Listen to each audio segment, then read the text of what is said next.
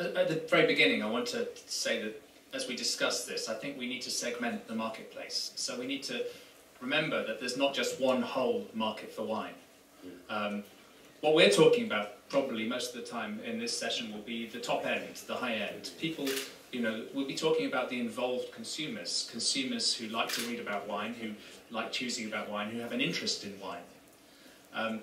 But it's worth bearing in mind that the majority of the wine made in Bordeaux even, and made across the world, is bought by people who are non-involved consumers. They enjoy drinking wine, but they would probably never read about wine.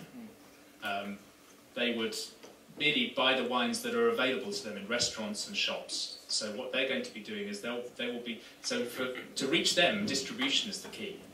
And I suppose in some ways journalists might influence distribution. But for the intents of what we're talking about today, we're discussing the very top end of the market. So that's where journalists have an influence, I think, and that's where the critics have had a strong influence, with the very best wines bought by people who are interested in wine and motivated enough to actually learn about wine. And this is where the internet has become very interesting.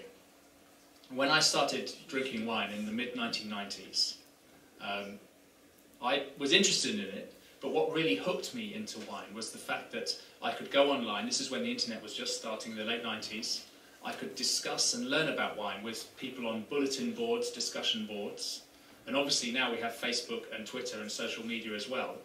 And what we now have is, for those consumers who are interested, it may just be a niche, but it's an important niche because they're the ones who like to spend lots of money on wine. We have a conversation emerging. So what's changing is the dynamics. In the past, we had the era of the critic.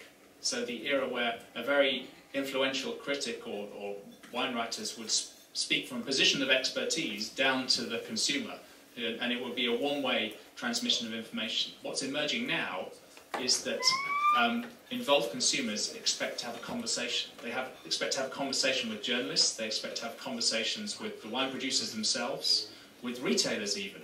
And this is relatively recent. I think really, certainly in the UK, Twitter has been the key for this, because you expect now, when you've got a bottle of wine, that you'd be able to go on and find this is obviously very involved consumers. You can actually have a conversation with the winemaker. You can discuss it amongst yourselves. And now journalists have to understand that they're merely hubs in a conversation. They're no longer going to be unquestioned experts. They've got to get involved in those conversations.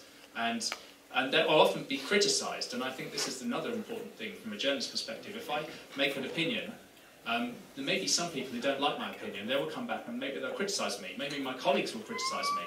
So it's very important how we respond to those sorts of criticisms. And unfortunately, some of the leading critics, because they're very famous, have come under attack from consumers and have reacted defensively. And it's the wrong way to react. But I think this is a very interesting scenario. Time. Thank you, Jimmy.